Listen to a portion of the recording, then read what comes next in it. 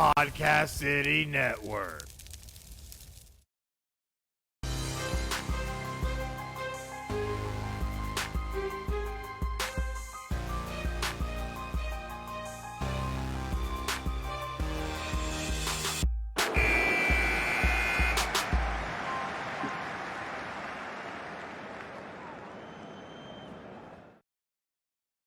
Hey guys, and welcome to another exciting episode of Final Score. And this has been a moment we have been waiting for some time now, as we are finally here at episode 100, 2.5 years in the making. I tell you what, monumentous moment. And as you see, all new stuff, all new template, all new layout, all new logo, all new everything. Smells like a freaking fresh car in here. And I tell you what, it's absolutely amazing. But of course, I can't do this without my compatriot, my compadre, my tag team partner, Craig. How you doing, bud? I'm great, man. I'm so excited for episode 100. This is a huge milestone for us, and really just want to, real quick before we dive in, and just say thank you to everybody that's supported the show, shared, commented. You see, with all the new stuff that we got going on, it's really exciting. We're really looking forward to the next 100 and beyond. We've got some really cool stuff lined up, and as you can see, we have a brand new guest with us. We have Rip Griffin of the Rip Griffin Show here on Podcast City Network, and it's going to be a lot of fun tonight. I'm super excited. Yeah, absolutely. Yeah, thanks guys for having me on. Hey, thanks for having me on. Congratulations on episode 100. That's a phenomenal feat, especially in the podcast world. So congratulations to you guys. Oh, thank you so much, man. We really appreciate it. And like I said, it's been a long time coming. So we're just happy to be here. You know, we're just happy to be here, guys. We're just happy to be here. But, you know, we definitely got a lot to talk about, man, because, you know, the Rip Griffin Show has been tearing it up when it comes to baseball. You guys have been doing so much lately, covering so much, getting ready for this crazy season that we're having right now. But before we can jump fully into that, though, we got to tell people you got to make sure to follow us on social media at PCN Final Score by looking on Facebook, Twitter, YouTube, Twitch, and Instagram. Go like, go follow, go subscribe, and go check out all the great things that we have to offer. But to get back to the subject matter, Major League Baseball, it is back. We had opening day, and it was absolutely crazy. A couple games did get postponed, though, and it wasn't all COVID, so don't go jumping on that train. It was some weather. Damn it, Red Sox. But, you know, it works out the way it works out, man. But how excited are you for this opening day and for the season to be back? Man, I'm excited. This has been a long time coming, especially since we had the whole COVID thing that kind of took off last season, and kind of just, you know, spring training shut down, and then the season didn't start for another couple months, and then we had a 60-game truncated season. I mean, we got a World Series out of it, so which is great. But to actually go through the spring training process and see these guys kind of develop and kind of, you know, start setting the tone for the season, and then next thing you know, we've got opening day. It was exciting, especially to hear the fans in the stands. You know, whether they're hooting, they're hollering, they're cheering, whatever they're doing. It's good to finally hear that aspect of the game. So I'm excited. I'm glad it's here. The seasons are underway. It's been intense so far. So it's going to be a great, you know, 162 game season. Absolutely, absolutely, and it's going to be nice to actually have a full season, which I think is going to be one of the bigger things too when you think about it, because we don't have to play condensed baseball. You know, we're going to be able to see who truly is the better teams, and you know, a lot of people obviously are not loving your Astros, but we can get to that in here in a little bit. But the big thing though too that we've seen happening is that we saw the All-Star game being moved from Atlanta after a Georgia voting bill, which I thought was kind of interesting. What are your thoughts on that? You know, it's interesting. It's a lot of that is stemmed. I'm not really much of a political person, but you know, with everything that happened this past election and the whole voter thing, and whether there was voter fraud or not, I'm not going to speculate on that part. But you know, Major League Baseball kind of stepped in and said, you know, we're not going to acknowledge that this actually happened. So whether you know, as Georgia continues to sort out their deal, but now we've got a whole new situation because everything was kind of set into place. You know, the vendors and whatnot, a lot of different things that needed to transpire for the All-Star game to take place is now going to be shifted and moved. So now you have a lot of upset fans, a lot of upset businessmen and women that have put a lot of time into getting into this All-Star game. So now it's going to be moved. there's a couple places that I would like to see it go. One of the big things is Milwaukee, with the passing of the late great Hank Aaron, and where he got his career started in Milwaukee. It would be nice to have it go back. Colorado is another place that I've kind of heard that might be able to host it. Obviously, I'm from Texas. I'm biased. I would like to see it come to Texas. Not you. No, not at all. But and then the College World Series in Omaha, that's always such a fantastic place to go. I've never personally been there, but just the atmosphere itself, I think it would be wonders to have that All-Star game kind of in the heart of the country there. So, but yeah, it's definitely interesting that Major League Baseball kind of just stepped in and made the big change so abruptly. But, there's going to be a lot of controversy between now and when the All-Star game actually takes place.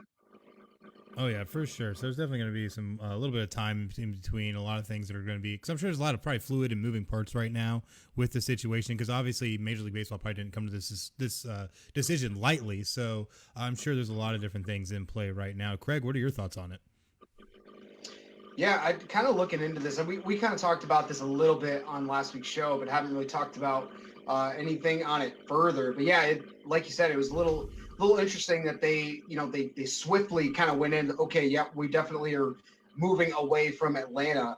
Yeah, one of the other locations that I've kind of seen is Globe Life Field in Arlington, where the Rangers play, because they have a brand new ballpark.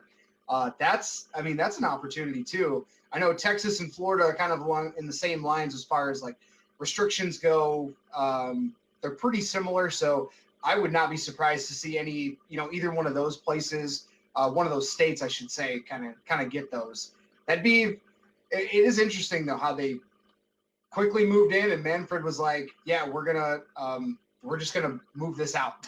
Yeah. Because yeah, like you said, they have everything in place.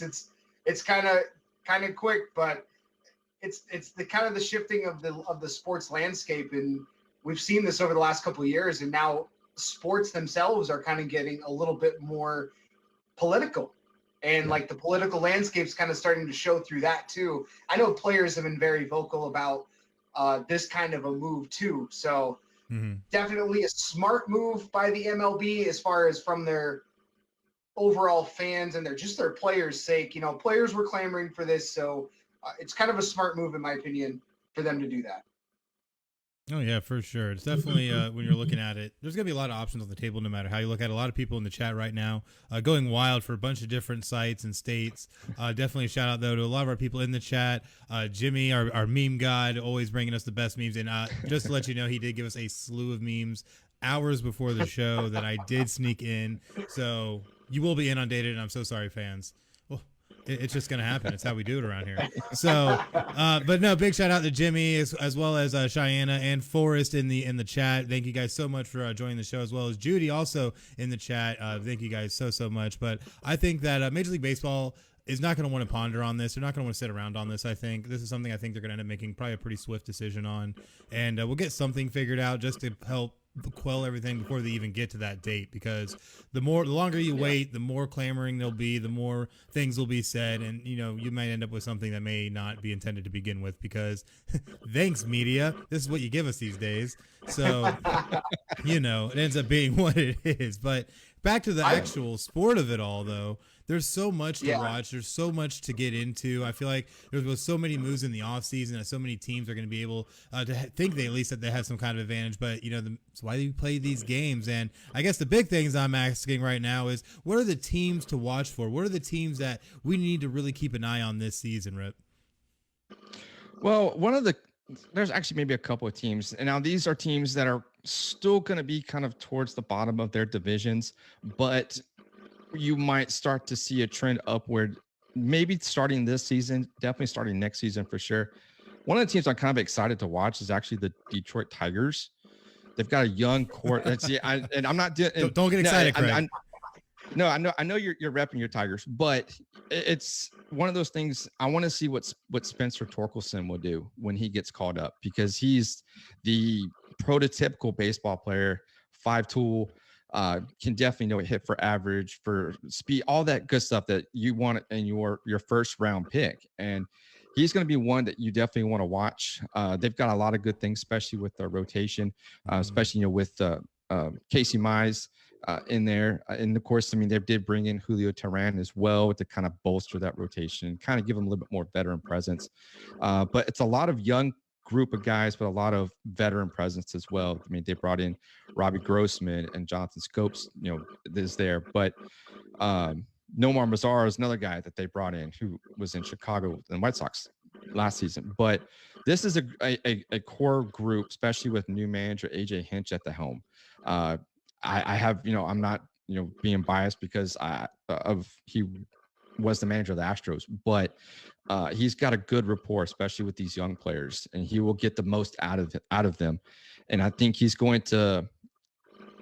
I have a feeling that the Tigers are wanting to just build a foundation and then start up from there. I don't think the rush to get to the postseason is there yet. I think we may see something next 2, maybe 3 years, but definitely the Tigers are a team to watch, especially in the American League. And the American League's got a lot of great teams that definitely made a lot of great moves this offseason. So I look for them to kind of get into the mix. And of course, the AL Central is always a 1 to 2 team race, but hey, a third team can sneak in and kind of surprise those guys. So I like the Tigers in the American League. And then the National League is kind of there's a couple of teams that could definitely surprise a lot of fans this year, and especially out west with the San Francisco Giants. They are entering the second year under Gabe Kapler. Buster Posey is going to be back after he opted out last season, so I definitely think that having him back behind the plate, especially with this young rotation, they did bring in a couple guys. Alex Wood. I never pronounce this guy's name right, but Anthony Diaz-Kafalani. I don't know. I don't know if I got that right. But it sounds better than me trying to pronounce names. I'm not going to lie. Yeah, that was bad. It was hilarious. We did early on. This about a year. Episode about a year 20 ago. Something maybe. I actually made him. Yeah, I made. Oh yeah, it was 2 years ago now. Yeah. Was that 2 years ago already? Almost 2 years ago. We did. I did a name, like a name that player quiz. Oh. And they were all like the weirdest NBA names I could find. It was just so you know, I got an F-. I think I maybe got 8 at best, right? Out of like 20 plus. So I could guarantee you any effort to pronounce somebody's name is already way better than Chris. So yeah, give me football players and wrestlers. I got you all day. Beyond that, it's all Greek to me. Yeah. No worries. That's awesome. But yeah, I mean, they've got a couple of young guys out there in the outfield. Austin Slater is another good one to watch. Mike Yastrzemski, he's starting to come into his own element as a fielder and a hitter as well. And so this team's got a lot of balance, a lot of veteran presence, a lot of young guns ready, wanting to get started. So I look for the Giants. A lot of people don't have them high on their radar. They really think that the Diamondbacks are probably the better team out of that division to kind of solidify the middle part. But I think the Giants are onto something. I think Johnny Cueto's coming back. He had battled some injuries last year. They re-signed Kevin Goosman. So a lot of things in this rotation that kind of help these guys. A lot of great farm system depth. So a lot of guys in the mix that will be looking to get called up soon. So I like the Giants in the West to kind of start making their push to contend. Yeah, that definitely be a good one. That division, already kind of off to a crazy start with obviously the Dodgers at 3-1, but San Diego off to a 3-1 start. There with all the obviously Tatis and that massive contract that he got. They're really making a push to go all in too. So that's definitely a division I would watch out for. Yeah, the Tigers, the things that I'm looking at there, like AJ Hinch coming in, obviously having coached in Houston and having all that success, but that's one hire when he came in, you didn't really know, like, when was he gonna be a manager again? It's not if, it's when, because obviously somebody with that much success, you can't keep them out of that spot for very long. Oh, for sure. Gotta use the But word yeah, there.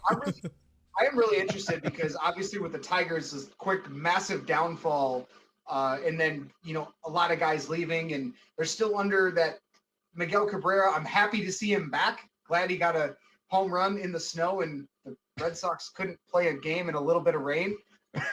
But a blizzard and a little rain. Blizzard versus little bit of rain. What would you play in? We're gonna play in a blizzard. No, it's been great. I've actually been excited to kind of catch a little bit of Detroit baseball, and they actually look fun. Like, again, they look like they're having a good time. Took 2 out of 3 against Cleveland. That's a great way to start the season. Right. I know Cleveland's already like panic button on Twitter right now. It's hilarious. But yeah, I think in that, you know, a couple of those teams, obviously the NL Central is going to be just like always, you know, that I actually want to get your thoughts on, obviously, you know, that I guess bench is, I wouldn't say a brawl, but the bench clearing situation, Cincinnati and St. Louis. What'd you think about Castellanos with the flex after he got hit in the shoulder? Castellanos, he's a player that definitely will bring it every game, and that's the intensity that you want. And of course, obviously, what's the pitcher? Workman, is that his name? Brandon Workman, I think, is the one that picture of him just looking up like, please don't hit me, you know. But you know, that's the intensity. I mean, that's we've seen it throughout the course of the league in previous years that, you know, these guys, they're going to give you 110%. And if you do something that's going to piss them off, I mean, they're going to come back and they're going to answer to it. And that's exactly what he did. And of course, that led to both benches clearing. But hey, these guys have basically been kind of sheltered in the way of last season because of all the protocols, and they really couldn't get out and do the things that they're normally accustomed to doing, especially when they go out and travel and whatnot. And so these guys are fired up. They're ready to go, especially with the fans being back. That's another element to it. So a lot of emotions were high that day, but hey, at the end of the day, it's baseball, and it's either, you know, win and, you know, get closer to your goal, or, you know, start packing your bags. So yeah, well, I know it's early, but if you're obviously if you're the Cardinals and you go out and get Arenado and you bring him in, and all, you know, in the first 3 games against Cincinnati, you know, they made some moves too, but would you be concerned if you're St. Louis giving up 27 runs, having that -9 run differential already against Cincinnati? No. You know, a lot can be told, especially with the first 4 days of the season. It kind of, because you want to get out of the gate hot. You want to get out and try to build that lead in that division. But it's a marathon. It's not a sprint. And I think the Cardinals are going to be just fine. You know, especially with that little situation, you know, Arenado getting in there and just coming over from the Rockies, kind of solidifying his role with the Cardinals, and knowing that he's got their backs, they got his back. So that kind of, you know, says a lot to this team. And I think, you know, the Cardinals have always been great as far as a team that's been in the postseason. They've got the World Series championships to back it up. And, you know, you've got Arenado on one side, you've got Paul Goldschmidt on the other, you've got Yachty behind the plate, you know, everything else in between is going to be just fine. I wouldn't be concerned if I was a Cardinals fan that this team's kind of off to a slow start, but they'll kick it up a notch here pretty soon. Now, would you be concerned if you're a Red Sox fan starting 0-3 against Baltimore? Apparently, they are a little scratching their heads right now, going, "What is going on?" Because to say the least. Yeah. I mean, only 5 runs in a series against Baltimore. That's kind of, you got to makes you wonder. Yeah. I mean, you know, the Athletics only scored 9 runs this whole series against the Astros. So yeah, I would probably be a little concerned. I mean, of course, a lot of Red Sox fans, even during the offseason, were making a lot of noise about the signings that Chaim Bloom was bringing in. And the players that he was either letting go or trading or he signed. And, but hey, I think it's gonna be a 2-team race in the East. Honestly, I think it's going to be either between the Yankees and Blue Jays. I just, the Red Sox are still building, in my opinion, and but they tend to jump the gun a little bit. But as far as throwing in the towel, it's you got 160 games left. So yeah, Blue Jays ready to make a run in the East this year? Oh yeah, I think they will. I still think they lack some pitching depth because they really didn't. They got Hendren Rue. Who's the other guy that they just signed? Kirby Yates. He's going to be out now with Tommy John. So they their bullpen took a shot. But George Springer is out right now with an oblique, so he's on the IL. So they really didn't add a whole much of pitching because they were kind of banking on Springer to kind of get them through this. Of course, they got their young core, and Vlad Jr. and Bo Bichette and Kevin Biggio. And then, of course, you throw in Marcus Semien, who they just brought in, which I think he was flashing the leather on opening day against the Yankees. He did phenomenal. So I think the Yankees, the Blue Jays. I'm talking about the Yankees here, man. I can't be doing that. But no, the Blue Jays, I think are going to be one of those teams that you can probably watch to be a wild card team. I still think that the Yankees are going to be the team to beat in the East. Now, of course, they do have Garrett Cole, and there is the issues with, Corey Kluber and Jameson Taillon. Those two guys that kind of have been out battling injuries and other things as well. So it'll be interesting to see how everything kind of takes place. Yeah, it's definitely going to be a lot of fun this season. We're really looking forward to it. And I guess one last thing is I want to get your thoughts on so far. Houston, yeah, they played the A's, but Houston off to a 4-0 start. You mentioned they only gave up 9 runs. They scored 35 runs in that series. And I know you've been live tweeting a lot of the games on your Twitter at Rip Griffin 2. And I guess what are your initial thoughts about how the Astros have come out of the gate this season? I like it. The Astros are usually a team that is very slow to start opening day and the opening series. Bregman kind of seems to be, in the past, has kind of started off slow. Gurriel started slow. Correa is usually one that you will expect him to start off slow, and he's kind of shown that already.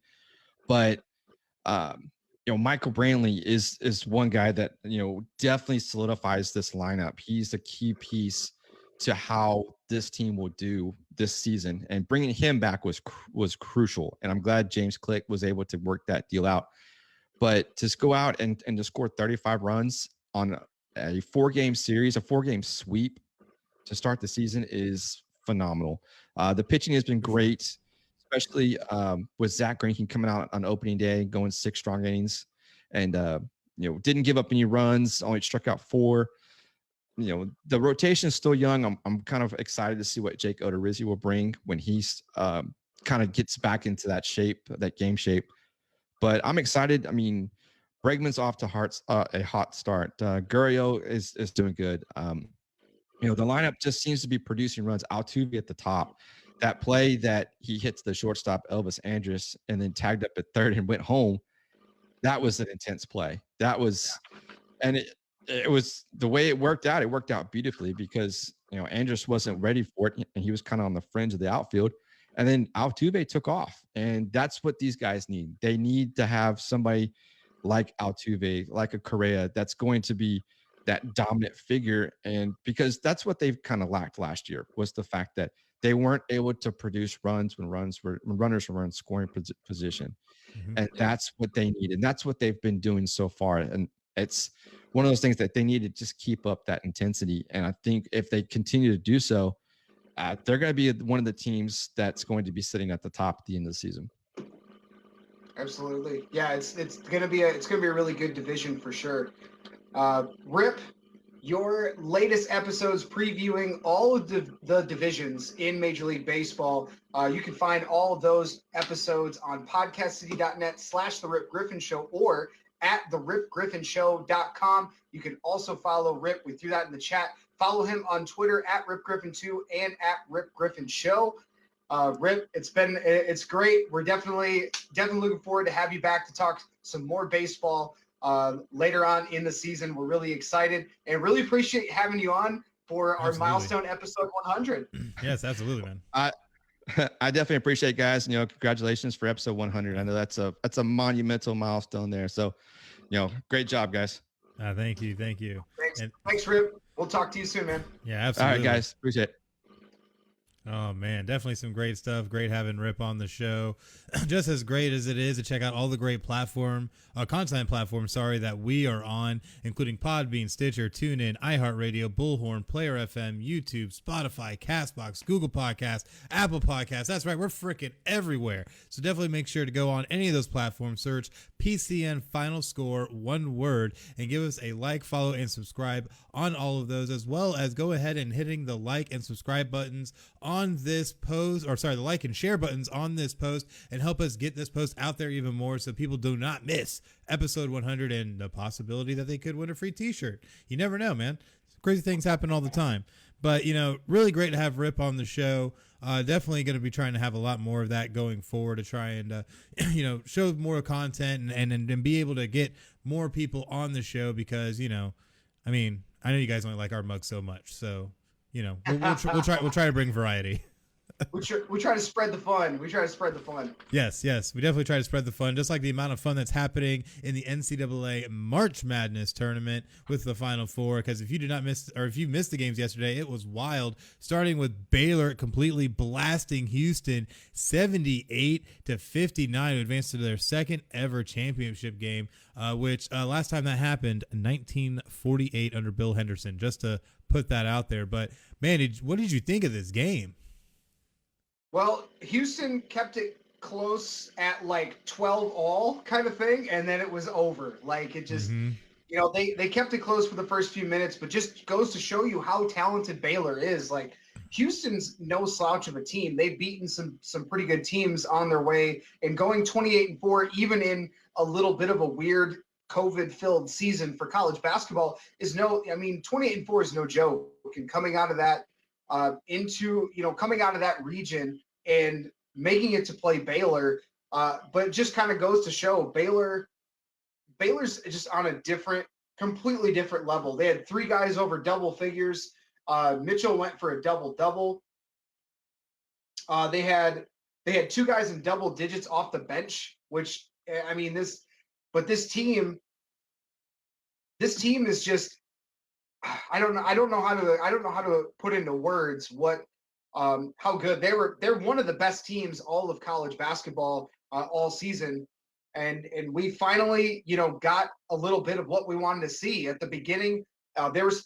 Baylor was supposed to play against Gonzaga 4 months ago around Thanksgiving, and of course COVID put an end to that. But Naturally. it's going to be a fun game. Baylor, they play some stifling defense, and they've got a lot of playmakers on this team. And it's going to be interesting to see this kind of little bit of clash of styles, but it's going to be fun. Baylor, like you said, this is their second championship game in school history. And then they're going to have a real legit chance, especially when it came to how Gonzaga played, which that's going to be our next game. Yeah, absolutely. Just because this game, if you did not catch any Baylor and Houston, was not close in the slightest, and even got, honestly, like, I don't try to bash games, but even got boring at times because it's just Baylor just looked so strong. Like Houston didn't even belong. But another team, though, it seemed like there was no issues on which team belonged, but both teams definitely belonged in every which way, shape, and form. And that's when we were watching Gonzaga and UCLA play, and that game was absolutely immense as we watched UCLA fall to number 1 Gonzaga 93-90 in overtime, as Gonzaga was able to hit the 3-point shot to win the game. Absolutely absolutely insane game to see how this went down. UCLA at one point was up, I think almost double digits, if I'm not mistaken. Gonzaga was able to storm back and get back in it, real back and forth at the end. But at the end, the Bulldogs ended up stamping their ticket for their second trip ever to the national championship game, having last lost to North Carolina in 2017. Man, if you were looking for some exciting basketball, this was the game, was it not, Craig? This has been talked by most as the game of the year. I give credit to UCLA. Obviously, I was a little bitter going in this game because of the way that UCLA played against Michigan, and Michigan for how good they've been playing, even without Isaiah Livers. It always seems that almost every tournament they run into a buzzsaw of a player. You look at Dante DiVincenzo in the championship game against Villanova. You look at obviously this year with Johnny Juzang, and he just kept it rolling. I give credit though, because as of course I'm in friends chats that we're all Michigan fans, and everyone's complaining about UCLA, and I was thinking, if I am from a coach's perspective, Mick Cronin has a great brand of basketball. He gets the best out of his players. He can relate with them. And not only that, like, he got Juzang as a transfer from Kentucky and basically gave him the reins and said, hey man, this is your show, go for it.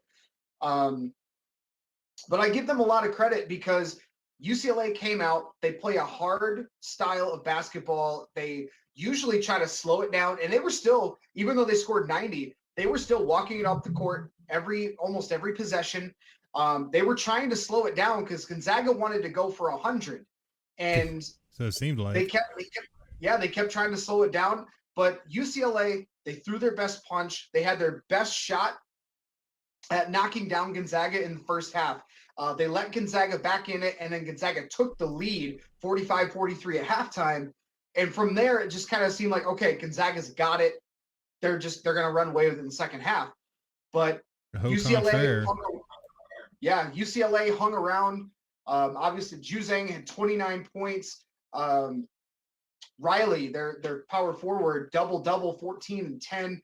They only played 8 guys, and Gonzaga only played 7. But man, this was a fun game to watch, and I give the Bruins a lot of credit. I was obviously pulling for Gonzaga here, though. I can't root for the team that beat Michigan in the tournament. So, but I mean, you can't talk about this game without talking about Jalen Suggs and his shot at the end of halftime. I mean, that was 33, 35 feet out, and it's funny. Like, you watch that over and over again, and not only did he have that play, but he had the block with 2 minutes to go in regulation when it was 77-all to really kind of save that game. If he doesn't save that, if he doesn't get that block, UCLA probably buckles down and wins this game. But give a lot of credit to Jalen Suggs. He played, watching through this game, they played Johnny Juzang as well as you could have played him.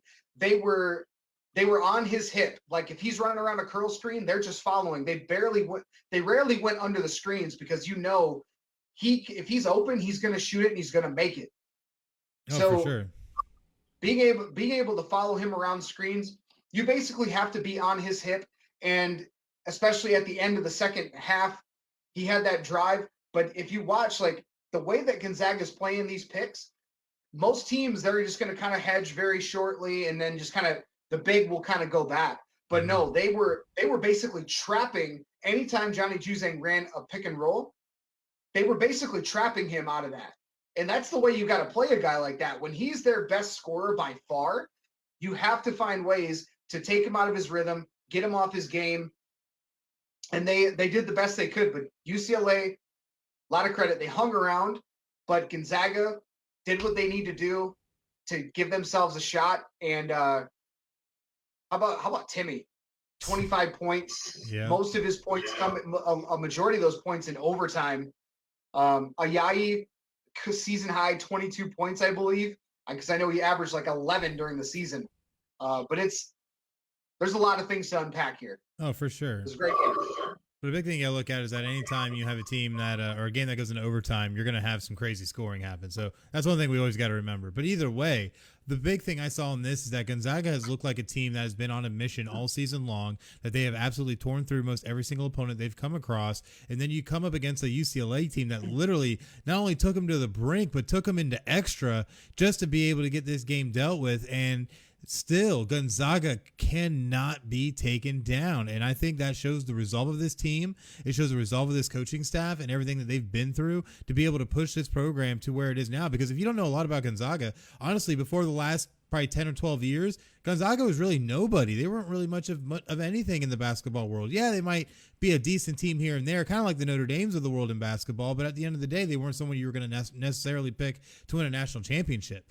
And we've seen them over the past 10 to 12 years really start to turn around as a program and come into their own to where they are now. Honestly, same thing with Baylor too. Baylor is also another team, another program that's been able to turn around in the basketball world and become something that's a lot more of substance. That's something that's a lot more competitive than what you saw any time before that. And it's so crazy to see these two programs be able to really travel through this entire March Madness, through their conference championships, through even their regular season schedules, and be the two teams that are left is absolutely amazing. Both these teams come from different kinds of styles, but both are extremely effective.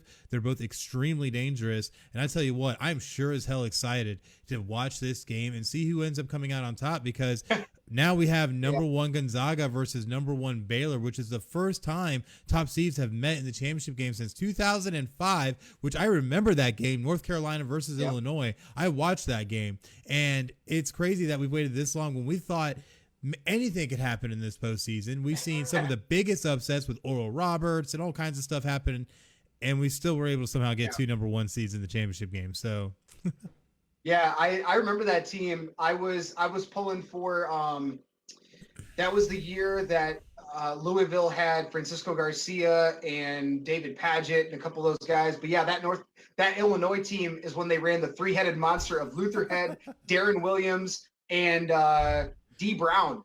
Hold on a second. Those three guys. We got to point something out real quick. I'm getting called out in the chat right now because there's a lack of Notre Dame gear around me. Okay, with episode 100, we take steps forward as adults and as a show to try and be more on top. No, screw that. Go Irish. It's only not here because I have a beautiful black backdrop with all these accent stuff going on. So go Irish. Best forever. And I had to wear the new FinalScore merch too. So I thought I'd be seeing you with like this like ESPN style backdrop behind you if you had. It crossed my mind. It crossed my mind. Yeah. I have all kinds of things that haven't even unveiled yet. Fans are just gonna have to wait and see. But getting back to this game, I love this. You were talking about that and where these programs have come from. That's a testament to Mark Few and Scott Drew. Yes. Because Scott Drew coming to Baylor, they were kind of in a weird spot. I think that was the time they had some scandals going on, and they weren't a very good basketball program.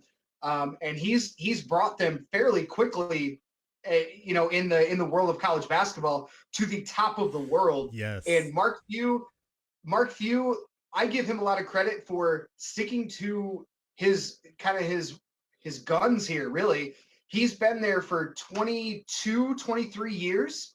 And this rise of Gonzaga basketball happened starting 20 years ago with Dan Dickau in 2001. Like that team, and then you talk about Adam Morrison in the mid 2000s, and those teams that started making their way up the seeding in college basketball, and really now we're seeing the culmination of what Mark Few has been able to do.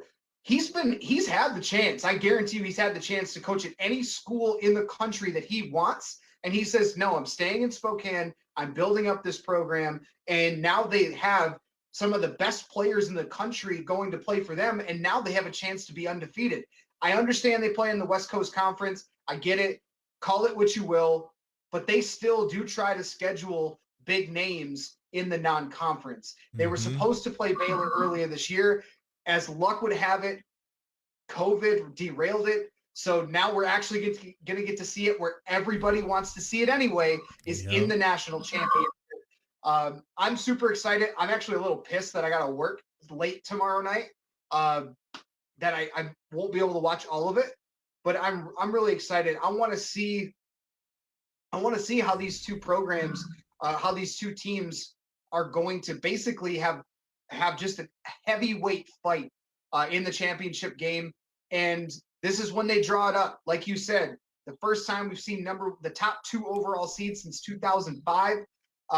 It's gonna be fun. It's gonna be great. This is what we've wanted to see all year. I would have loved to see Michigan in this spot because Michigan beat Gonzaga in 2019. I think they would have had a better shot at winning, but that's just me. I don't think they would have won with Isaiah Livers out though. I think they could have had a chance, but I give UCLA a lot of credit. But it's gonna be a lot of fun. Gonzaga and Baylor. That's going to be Monday night. Gonzaga's opening as a 4.5-point favorite for all you bettors out there. That's going to be, I think that's a good starting spot. It's a good starting point, but Gonzaga was left vulnerable, and that's similar to kind of how Baylor likes to play their brand of ball too. So I would love to see Gonzaga win, but I think Baylor's going to take it. Ooh. Yeah, see, with this whole thing, I think Gonzaga opening at 4.5-point favorites is good. Baylor, I think, is a great team. However, there's one thing I feel Gonzaga is able to do that a lot of teams don't, and that's just find ways to win. Could be ugly, could be pretty, doesn't matter. They find ways to win. I think this game will actually be, I think Baylor will cover, but I think Gonzaga will end up coming out on top. And I think this is going to be one of those neck and neck games all the way through. You might see one of these teams get up maybe 6 or 8 points and then get reeled right back in. And you're probably going to see a lot of that, I feel like, in this game. But I think this game is going to be probably one for the books, honestly. This is probably going to be one of the best championship games we've seen, I think, in a long time, just from this sheer athleticism and style of gameplay. Yeah, if the line hasn't moved already, I would not be surprised to watch right before the tip-off that line move from 4.5 to maybe like 2.5, 3, something in that range. Because it's, they're doing it because they want people to start betting on Baylor, and then it gets closer and more bets come up, that line's going to move a little closer to a pick'em. I don't think it'll go to a pick'em, but I think it'll be like a 2.5 Gonzaga probably by the time tip-off happens tomorrow night. Absolutely. And just to point out real quick, yes, we do know that our chat is not working right now on the show. We thank everybody for pointing that out. But it is something we will have fixed for next week. But hey, this is part of the growing pains of, new stuff, man. You roll out the shiny new stuff, there's bound to something that's going to go wrong. So it's okay. Something we'll work on and bring back next time. But either way, though, we do still have a bracket challenge that's going on as well. And we definitely got to throw the update out for that. What do we got going on with that, Craig? Yeah, we got, it's the top spot running away with it. And that's actually none other than our own PCN member, Todd Stotch, he's the horror nerd. Is that that was his bracket, right? Yeah, he's the horror nerd, but he's part of the Imaginarium as well as Ranting and Raving. So, definitely great stuff to see the horror nerd out there taking us all down. I love it. This goes to show you March Madness, because he literally said in our chat right before, he's like, yeah, I don't know basketball, but I put it in my bracket for you guys. And we're like, awesome, man. Thank you. And we're like, okay, we'll see how this goes. And Todd's gonna win it. Todd's gonna end up winning it, man. It's gonna be crazy, and definitely a lot of great prize packs and stuff that we're gonna have associated with this. So definitely make sure to keep your eyes glued, man. Do we even have like that listing yet? I didn't write it down, but I know it's going to be a FinalScore swag prize pack. That's right. FinalScore swag prize pack with all the new logo items that we'll have on there, which if you haven't seen any of that yet, man, what the hell are you doing? We're going to cover that in a minute. Yeah. But at the end of the day, if we get more sponsors before next year, we'll do it again. We'll up the ante here. Oh, we get sponsors. We're definitely upping the ante. We get more sponsors. We're going to have some fun with it. Oh, yeah, we're definitely going to have some fun with it because you know how I do. But definitely going to be some great stuff, and we'll see what happens and bring you the final tally for the bracket challenge on next week's show, episode 101. So definitely make sure to stay tuned for that. But something else that you always got to kind of stay tuned for, and that's everything going on with Podcast City Network and our great shop, because you can find a whole bunch of FinalScore gear there now. What more can you tell us about that, Craig? Absolutely. Well, at the PCN shop, we have what you need, whether it's a net gator to protect you from COVID-19, a mug for your morning coffee, or you just want a t-shirt like the brand new FinalScore merchandise that we have live on the merchandise store that this guy over here is rocking right now. We've got some brand new gear with the brand new logo ready to go in the merchandise store. Fantastic material. They've come out looking fantastic. I know Jimmy's got his already.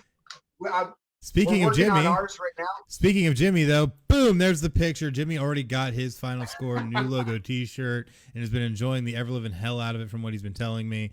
Yeah, of course, you know, if we come up with a new shirt, I had to send one to somebody. And, hey, who better than meme guy Jimmy? Come on, represent. He's well-deserved. Very well-deserved. Yes, bravo, Absolutely. sir. Hold on. Where is it? Yeah, Where is it? There it is. Yes, well-deserved. But yeah, if you want to get a T-shirt to represent Final Score in our brand new logo, you can head to podcastcity.net/shop. You can get all the latest apparel and gear from Final Score and from Podcast City Network, as I'm representing today. You can get all that gear at podcastcity.net/shop and check out the entire lineup of all Podcast City Network shows and, of course, Final Score. Absolutely. Definitely make sure to check all that out, and a lot of great stuff going on there, and a lot of big news that's going to be coming on that too in the coming months. So keep your eyes glued. A lot of stuff planned. We're going buck wild here at Podcast City Network and Final Score because, hey, that's what we do. Just like, you know, things happen in the sports world, like, oh, North Carolina Tar Heels coach Roy Williams deciding to retire. Man, that kind of came out of left field with that one. Not the easiest transition, but hey, it happened. What do you think, Craig?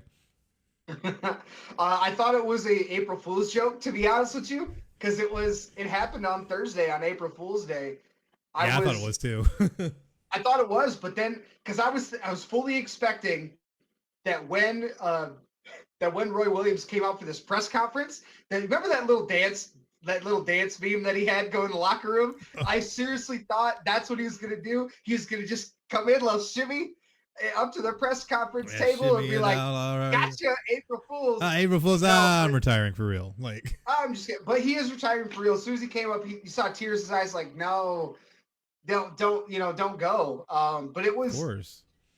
He's 70 years old. He's been coaching for 33 seasons, roughly. I mean, but he's got more than 900 wins. He's got three national championships, and his record at UNC was 485 and 163, led UNC to 3 national championships, 2005, 2009, and 2017. And just the impact that he had on that program, not only on the court, but just off the court, the relationship he has with his players. He's one of the most well-respected coaches in the game of college basketball. And it is a little sad to see him go, but I mean it's just a thing. It's just a passage of time. It's gonna happen. It's unfortunate, but you know, you could make the argument that his time in the ACC, he's been the best coach in the ACC since he's been at North Carolina. Yeah. Yes, I'm talking about Coach K. He's been better than Coach K since Roy Williams has been at UNC. Straight up. And that's the thing, a lot of people will not admit to that fact and will be like, oh no, Coach K this, Coach K that. Just because Coach K does have the accolades he has, and not taking nothing away from Coach K, because Coach K, man, that guy has definitely accomplished some things in the world of basketball. But Roy Williams has always been at North Carolina. He's been a North Carolina man, has always gone above and beyond for this program, has turned out some of the best players that we've seen. And it's amazing to see the kind of career he was able to have at North Carolina. And you can't discount that any kind of way. And that's one thing I'm sure some people are going to try and do, especially if you're a Coach K mark. But, you know, I mean, what do you expect, Duke, North Carolina? Come on, man. But at the end of the day. Well, I mean, yeah, you can look at the stats for Roy Williams in his time at UNC. He was winning almost 75% of his games. He had 9 regular season conference titles, 3 tournament conference titles, a 45-13 record in the NCAA tournament. He had 5 Final Fours and 3 national championships. All of those, majority of all those numbers, better than Coach K during that same time frame. You can throw out the Coach K argument all you want, but prior to 2003, I believe it was 2003 when Roy Williams went over to UNC. Duke has not really been at the same level as UNC. Yes, they've gotten higher recruits. They've won some national championships, but hey, you put them next to each other in that time frame. Roy Williams has made such a lasting impact on an already like great and upper echelon program, considered a blue blood program. But now moving forward, it's going to be interesting to see who is North Carolina going to go after. Already a few names being thrown out there. I'll be interested to see where North Carolina goes and how long they take, because this is a big time decision for a big time program. Oh, yes. This is monumental because now you're going in a whole new direction after so many years being with Roy Williams that, you have to make the right decision. So with that in mind, though, Craig, who do you feel are the top candidates right now for the Tar Heels? Well, one of the names that was being thrown out was Hubert Davis, who was an ex-player for North Carolina. He's been a top assistant for quite a while. He's been in conversation for being, a coaching candidate around the country. He hasn't strayed away from North Carolina really whatsoever.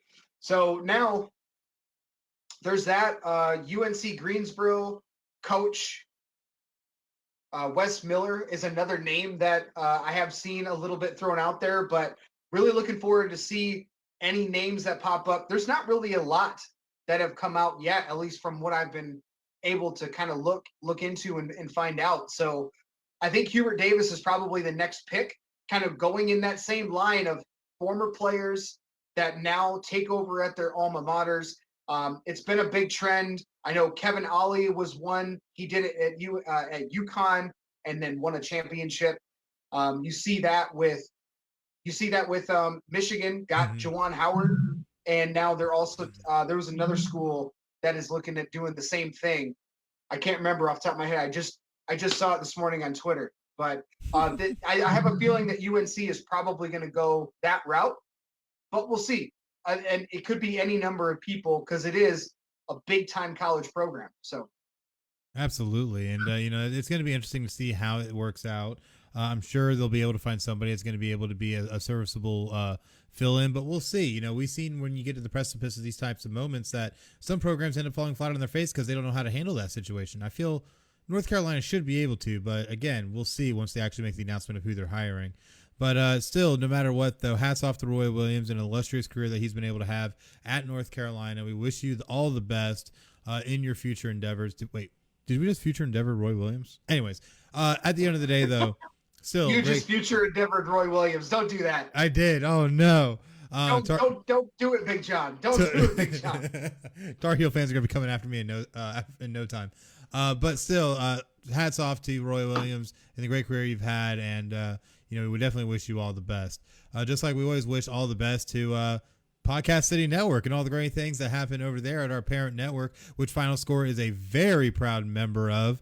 And they have over 20 independent podcast members across all genres of podcasting. And you can find Podcast City Network on all major social media outlets, including Facebook at facebook.com/Podcast City Network, on Twitter at Podcast City Net, on YouTube by searching keywords Podcast City Network, and of course on their website at podcastcity.net. And the great thing about Podcast City Network is that they're always all about trying to help shows be able to grow and expand and do what they do, because they're always interested in looking for podcast hosts and content creators to join the network, but they definitely understand that they may not be what you're looking for right now. You may just need a new logo or an intro and outro video, maybe some music for your show, or maybe just a little live stream hosting, maybe some voiceover work, maybe even all you need is just a little one-on-one consulting to figure out what you're doing. And no matter the need, they have you covered. Just go to podcastcity.net/services and fill out the contact form for an estimate so we can help you reach your podcasting goals. Be creative, be independent, be yourself. Podcast City Network.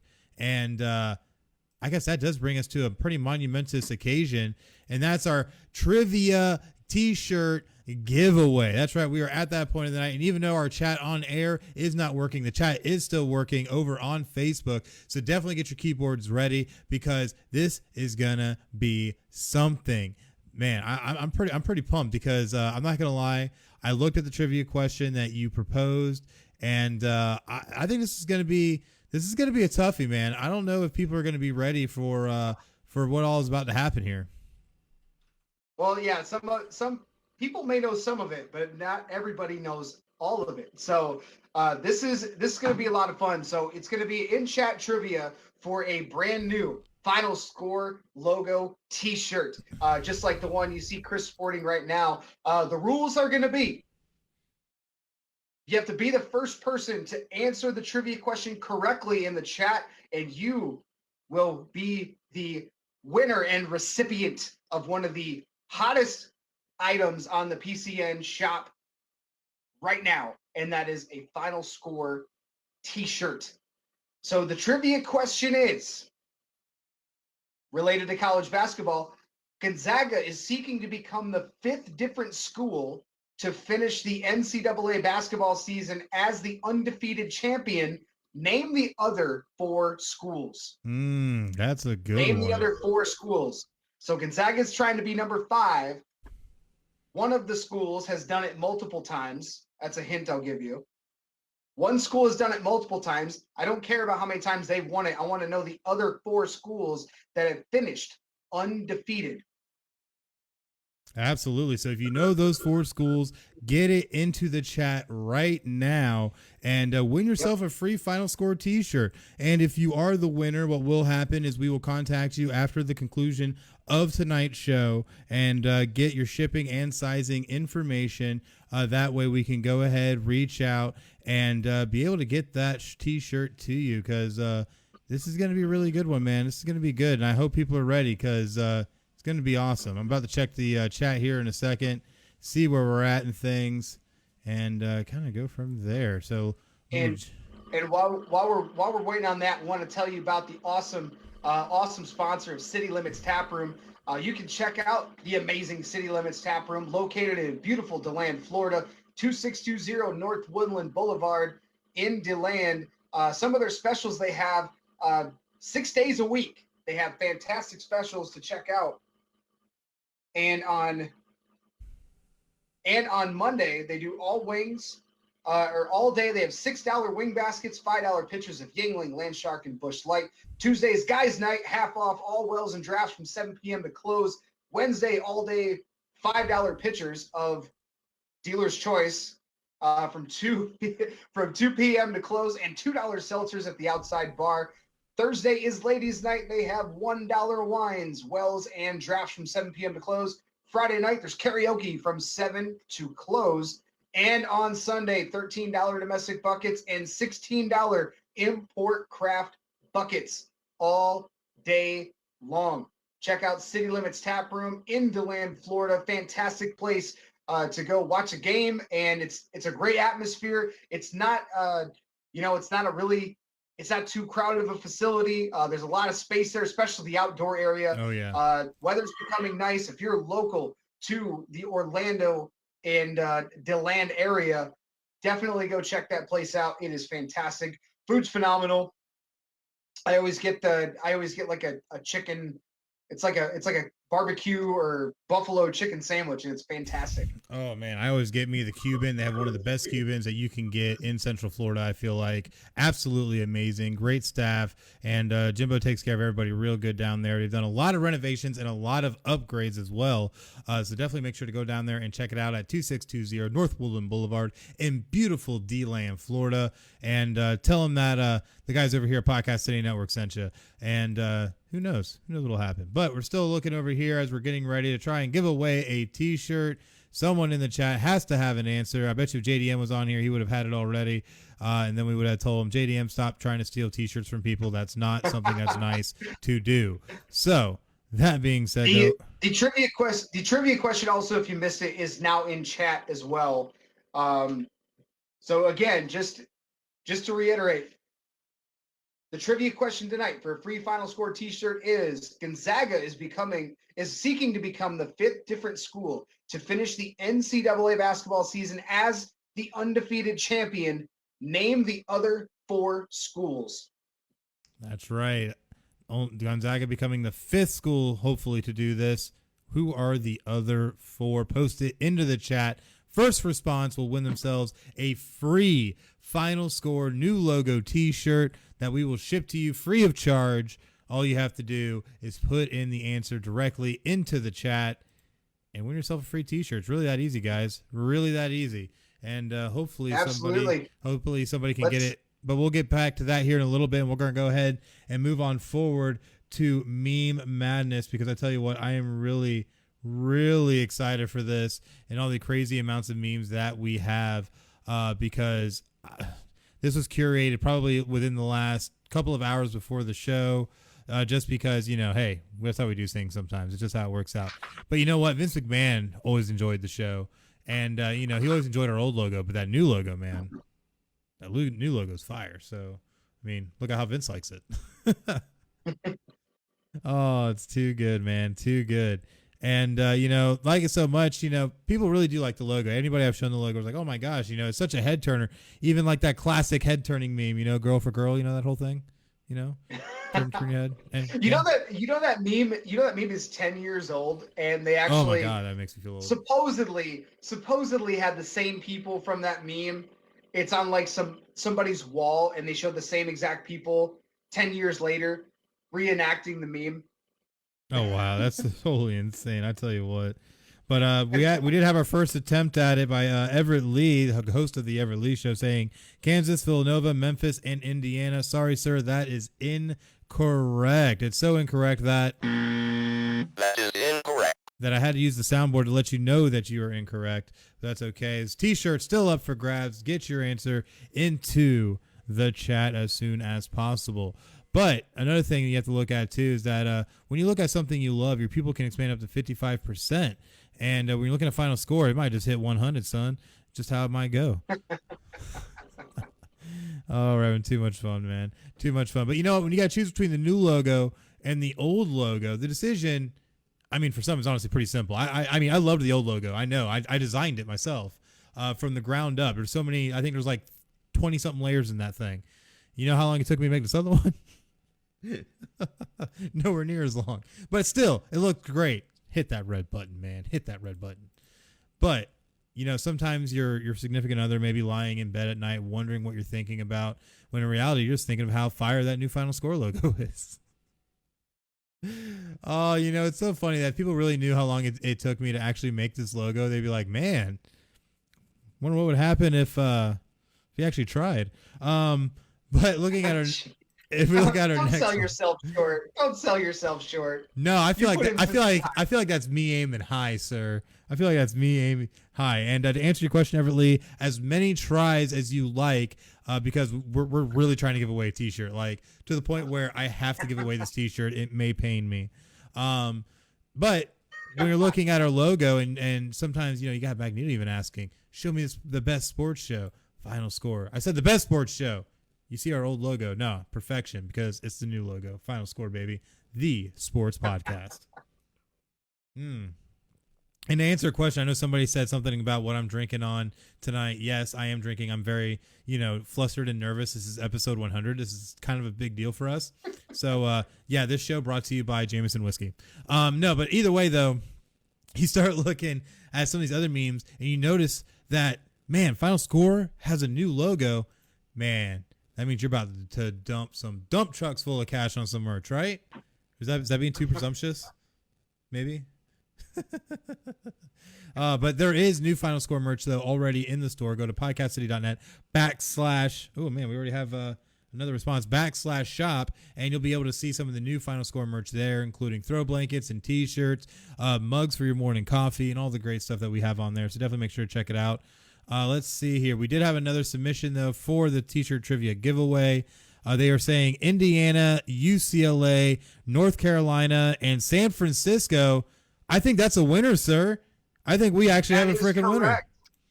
Holy crap. That is correct. Holy crap. Indiana, 1976. UCLA did it 3 times.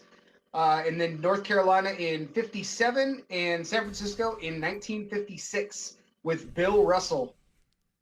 That's right, man. So that is the answer right there. Indiana, UCLA, North Carolina, and San Francisco. Congratulations, Everett Lee. You have won yourself a brand new Final Score logo t-shirt that we will probably not send to you, and I will just send it to myself and then give to you because you live that close to us somehow.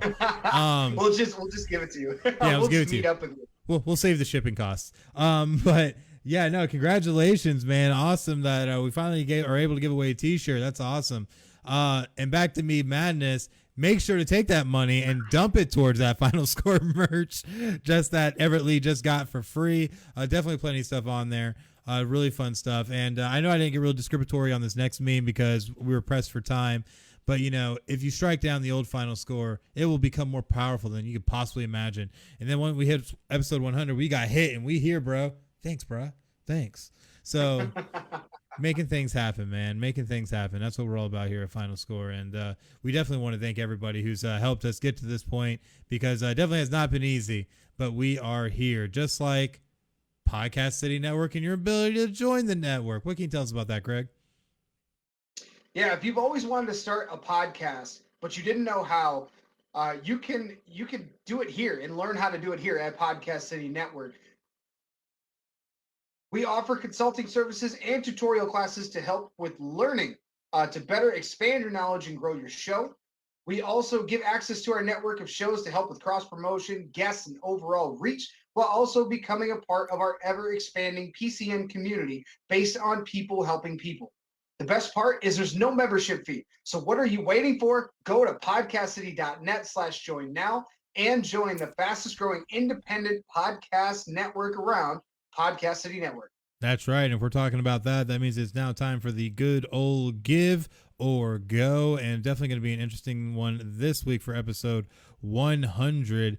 And we'll go ahead and take it right off the top. Utah Jazz had a record-setting night versus the Orlando Magic. Give or go?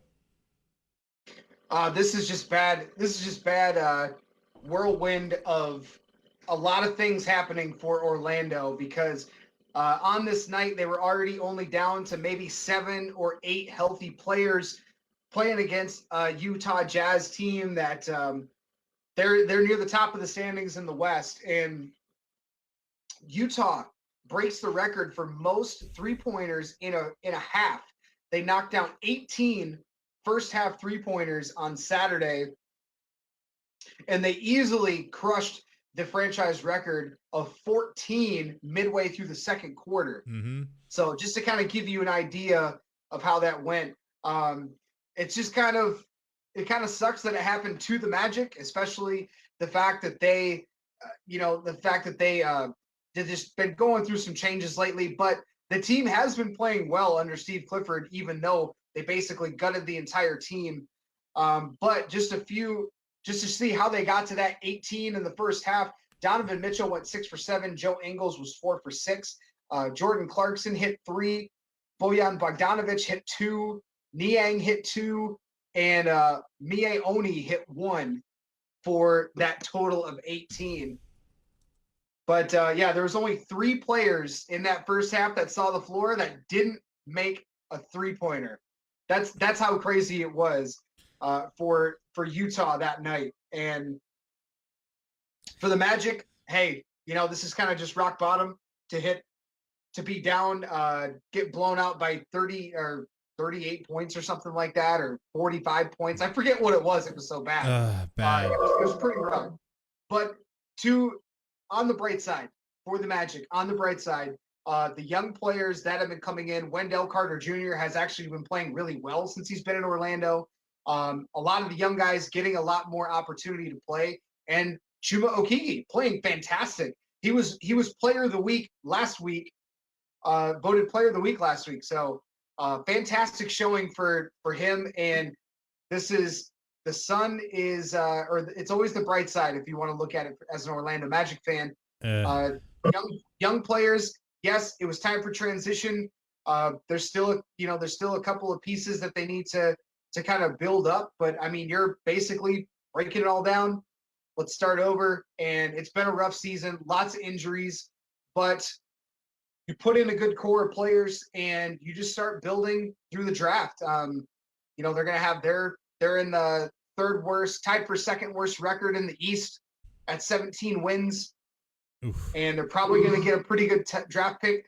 The Bulls, even though the Bulls made all those moves at the trade deadline, they're still sitting in 10th place in the East. Like, they might not even make the play-in tournament for the NBA. Like, that's how bad they're playing right now. They've lost 6 straight, even with Nikola Vucevic on the team and all the moves that they made at the deadline. So I kind of went off on a little bit of a tangent there, but little rabbit hole for the Magic fans out there.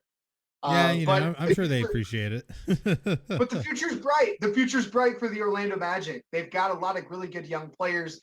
This was just a really rough night. And on the road in Utah, really short-handed. Not a whole lot you can do there. Just got to get up for the next one.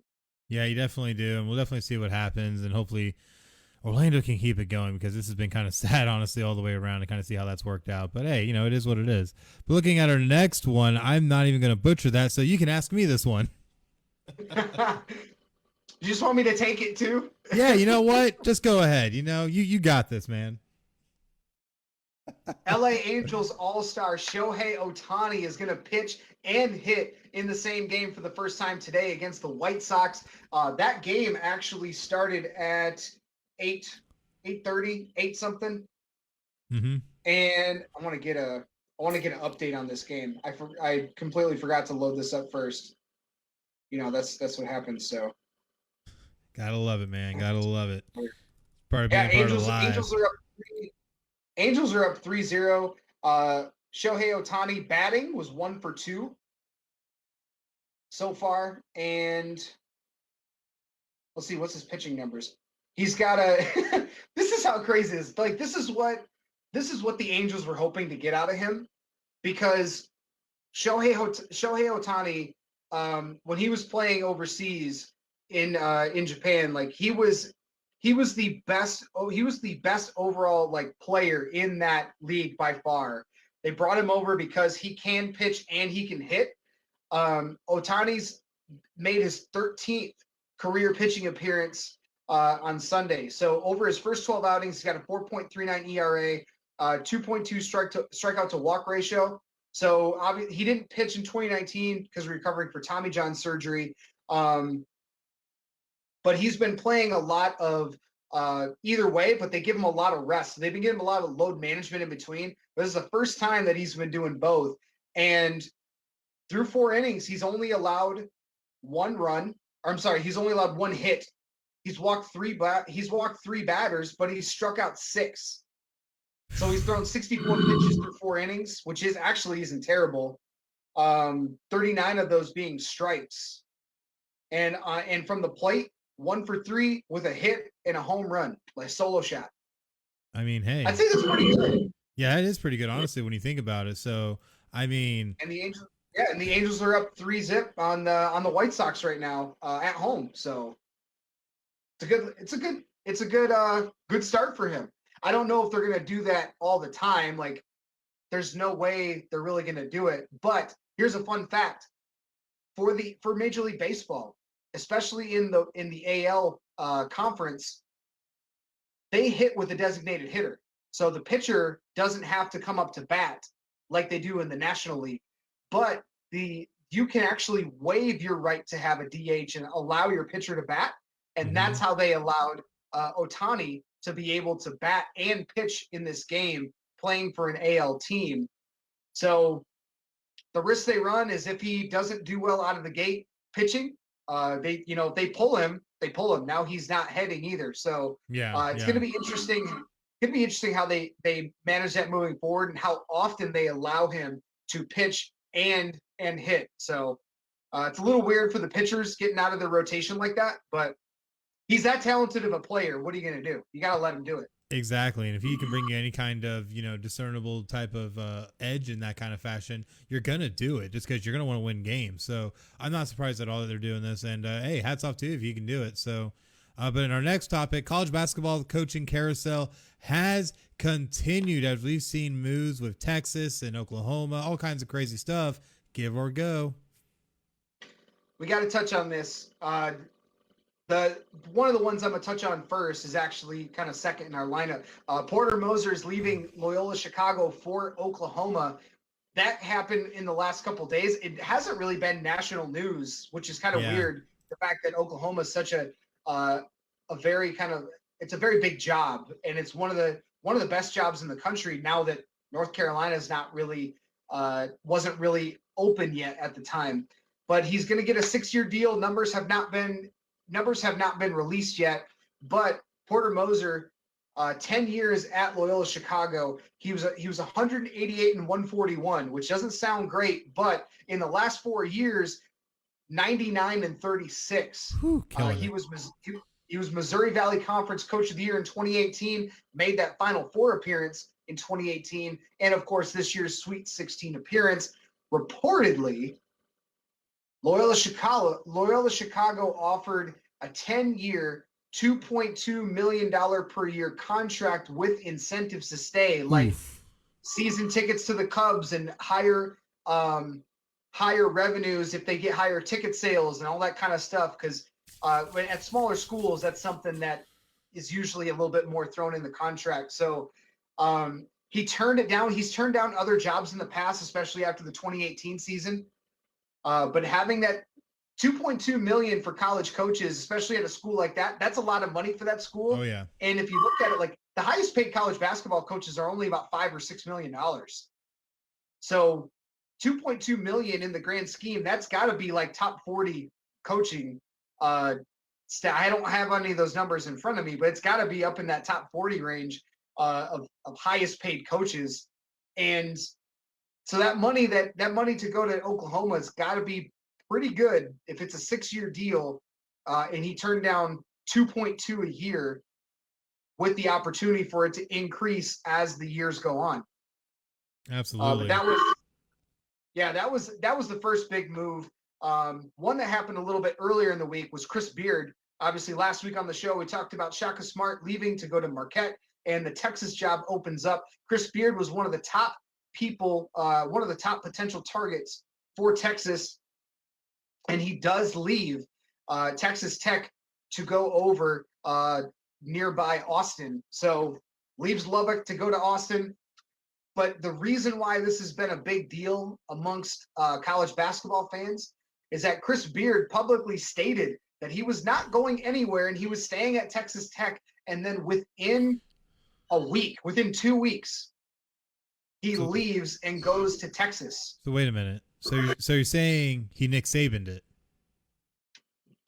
He did a little Nick Saban, yeah. But it's funny because college basketball fans, or even college sports fans in general, we give crap to players so much for wanting to transfer and go somewhere else because we're like, no, you committed to this school. Mm-hmm. What about coaches? Yeah, we don't even hold them accountable at all in the public court of opinion. Like the media doesn't hold them accountable at all for leaving to go to a better job. Like, oh, he's going to a better job. Well, what about the kids that want to go to a different school or go to a better school where maybe they'll play a little bit more? And what I'm really talking about is De'Aaron King, Justin Fields, those kind of guys. And look at Justin Fields. Like, if he never left Georgia, Martell Tate's another one. That's the guy I was originally thinking of, went to Miami. Yep. Not from Ohio State. But like, if Justin Fields doesn't leave Georgia to go to Ohio State, are we still talking about him in the same conversation as a top 10 first-round draft pick in the NFL draft this year? Probably not. Same thing with Jalen Hurts when you saw him go from Alabama to Oklahoma and then, do the kind of thing that he did on the national stage in the playoff. And you know what I mean? So yeah. It's the same thing. And it's tougher for him because he was a starter, got benched for Tua, and then he's like, oh yeah, we're only going to put you in when Tua gets hurt. Like, that's demoralizing as a kid. Yeah, it must really be demoralizing, to be perfectly honest. But we still do have one more give or go topic, and this one is kind of interesting to say the least. NHL referee was fired for admitting bogus penalty over a hot mic during a game. Give or go. This has been all over the sports world for multiple reasons. But this happened during Tuesday night's Red Wings Predators game in Nashville.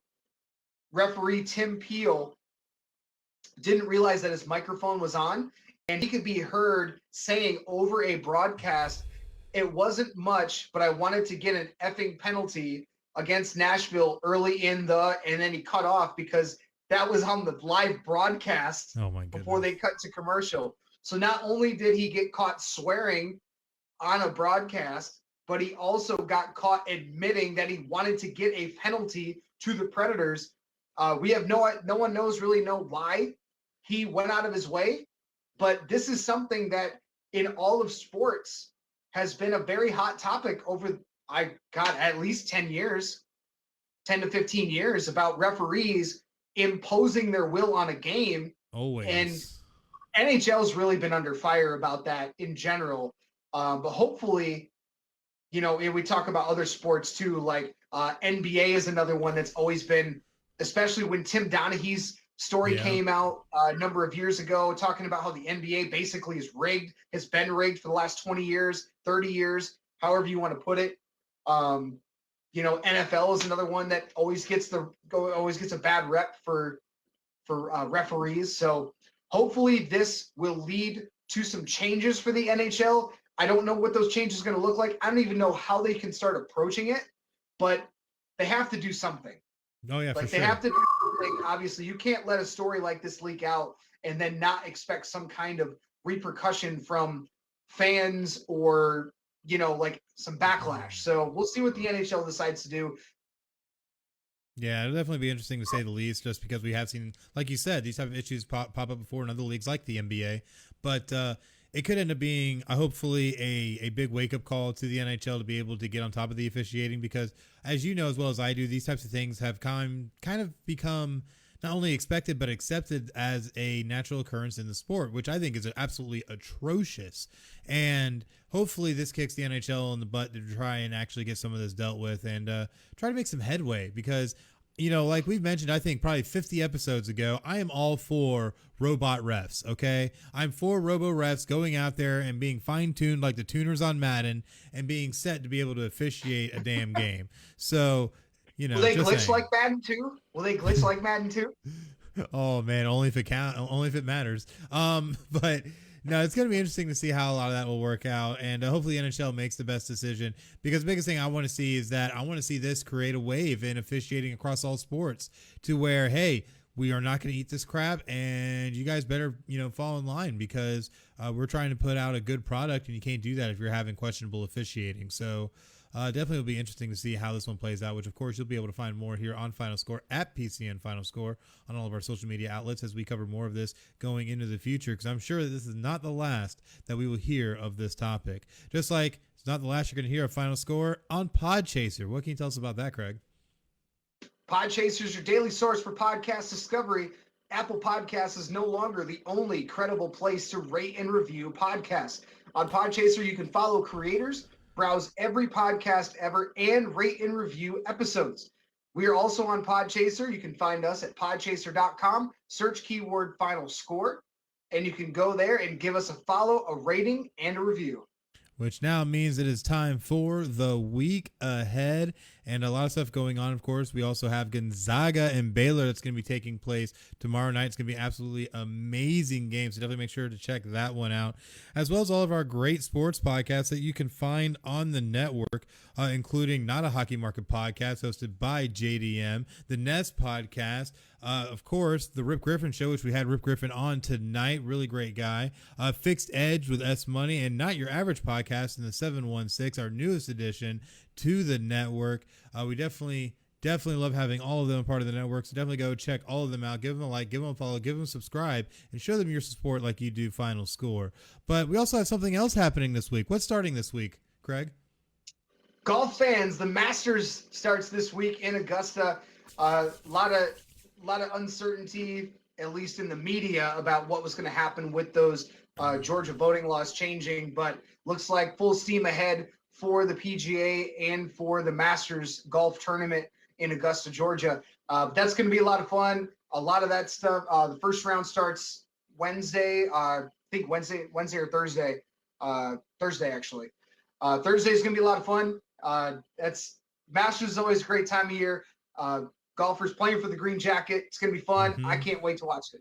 Yeah, definitely going to be a lot of fun, a lot of exciting stuff to watch, and definitely make sure to check back here next week, and we'll definitely have some updates on the Masters for you from Augusta, Georgia. So definitely check it out. But that sadly does bring us to the end of episode 100. What a great time. We thank you guys so much for joining us and liking and sharing this post as well as all of our others and really helping show your love for Final Score. You know, we're 100 episodes in, and hopefully we'll be here for another 100. And the only way we're able to is by the great support of you fans, the great listeners that help support this show.